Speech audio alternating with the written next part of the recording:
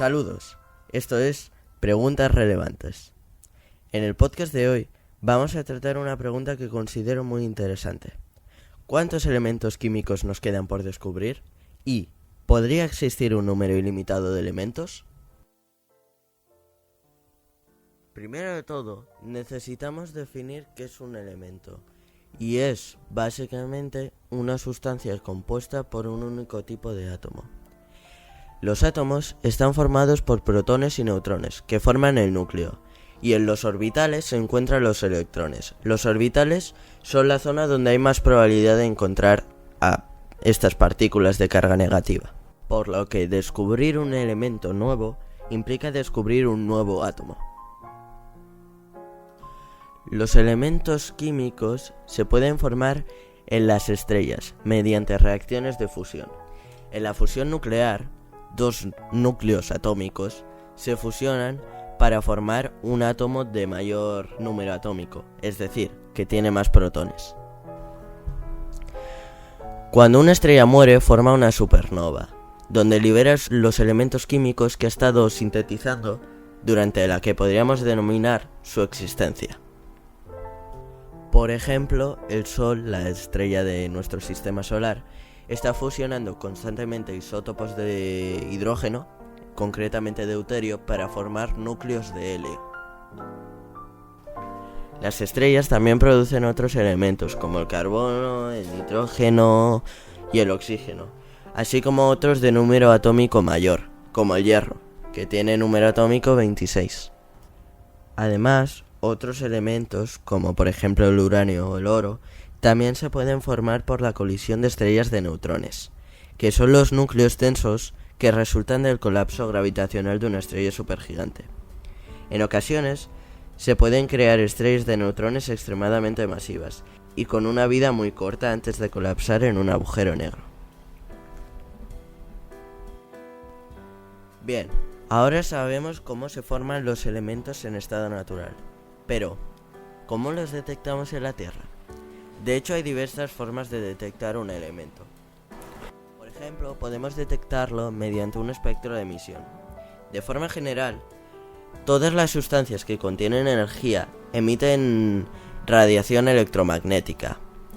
Si ordenamos esta radiación por longitud de onda, obtenemos el espectro de emisión. Cada espectro es único para cada elemento, por lo que, si detectamos un espectro que no corresponde a ningún elemento que conozcamos, podemos estar casi seguros de que hemos detectado uno nuevo. El helio, por ejemplo, se descubrió así. El 18 de agosto de 1868, el astrónomo francés Pierre Janssen presenció un eclipse total de sol en la India. Durante el evento, identificó una línea amarilla que se extendía por la capa exterior de la envoltura gaseosa de este astro, lo que le hizo pensar que podría tratarse de un elemento aún desconocido. Al principio, el descubrimiento de Janssen no fue muy bien recibido, porque primero los elementos se descubrían en la Tierra y luego eran identificados fuera de ella. Sin embargo, poco tiempo después, el astrónomo Norman Lockyer observó la misma línea amarilla, postulando la misma hipótesis, que era un elemento nuevo. 13 años después, se comprobó que se trataba del helio. Otra manera de descubrir un elemento es en la Tierra. Me explico. Muchos elementos de la tabla periódica fueron descubiertos mediante su extracción química de algún tipo de roca. Generalmente se solían extraer el elemento puro o óxidos del elemento, así como cloruros. Muchos de los que se extraen suelen ser metales, como por ejemplo el hierro, el plomo, el mercurio, etc.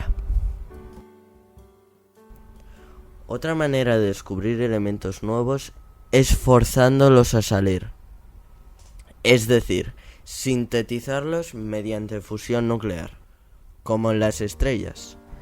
Gracias a la fusión, lograron obtener entre 1946 y 1953 por primera vez los elementos de número atómico 94, el plutonio, 95, el americio, 96, el curio, 97, el berkelio, 98 el californio, 99 el enstemio y 100 el fermio.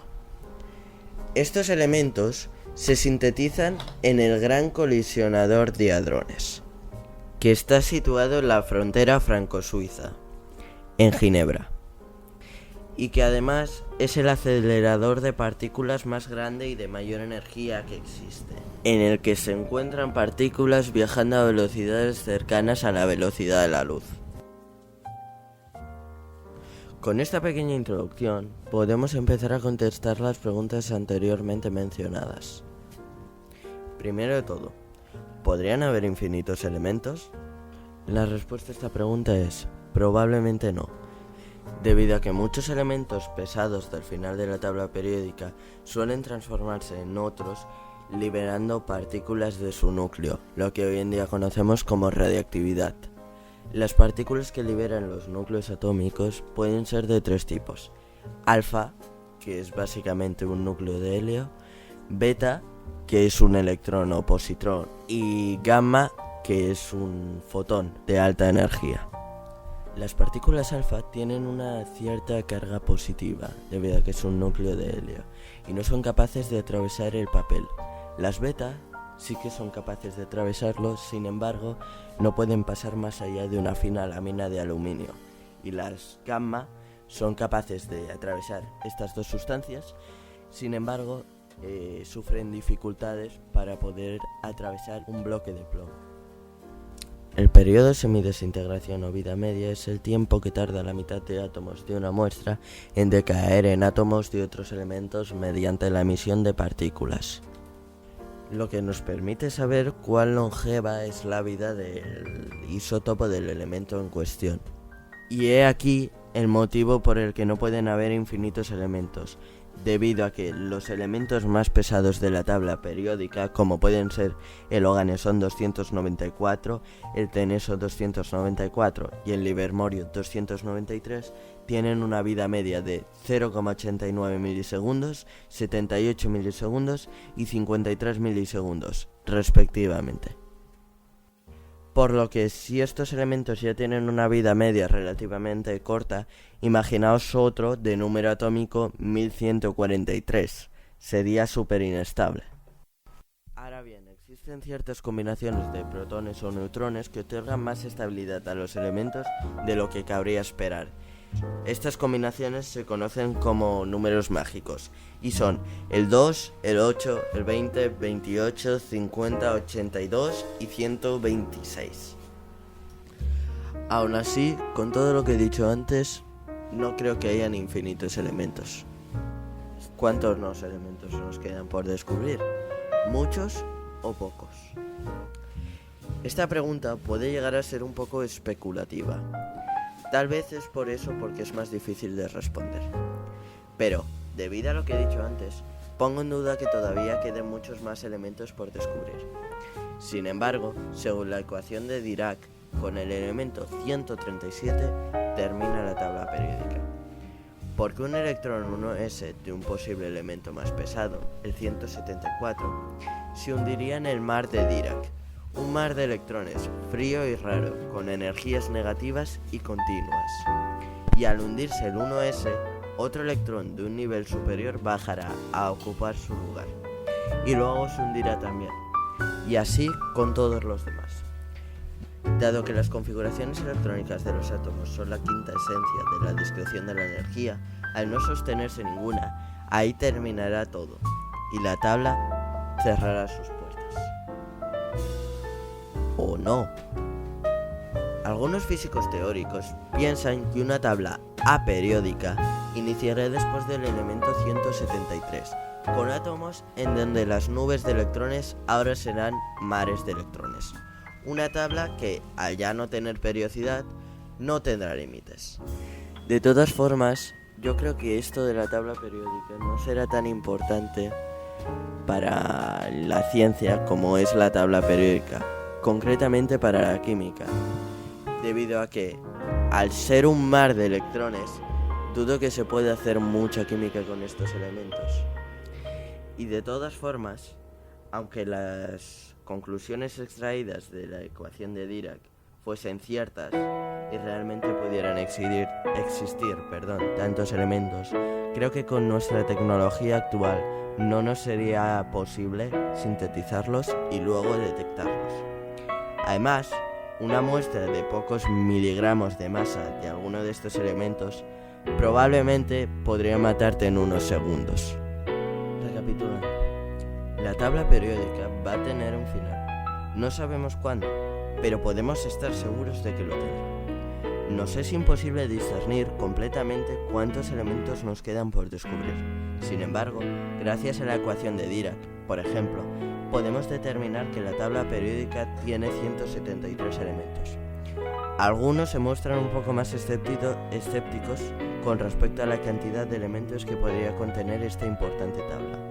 En mi humilde opinión, creo que todavía nos quedan unos cuantos elementos por descubrir. Sin embargo, me parece que nos quedaremos estancados en el Oganesson durante una temporada. Y no creo que haya tantos elementos como 173. De todas formas, considero que completarla sería un gran avance para la humanidad. Por desgracia, creo que ni tú ni yo vamos a verla finalizada, cosa que me entristece porque me encantaría verla acabada. Aún así, últimamente, desde el descubrimiento del Oganesson, se están haciendo muchos esfuerzos para intentar sintetizar los elementos 119 y 120. Por lo que, para no despedir este podcast con un mal sabor de boca, puedo decir que como mínimo nos quedan los elementos del periodo 8, y que todavía la tabla periódica puede seguir sorprendiéndonos como tantas veces ha hecho. Gracias por ser parte de mi audiencia y apoyar a mi podcast. Además, os invito a que lo difundáis con las personas que creáis que les puede parecer interesante. Recuerda que si tienes alguna duda o sugerencia puedes hacérmela saber. Y como siempre, pregúntate lo impreguntable.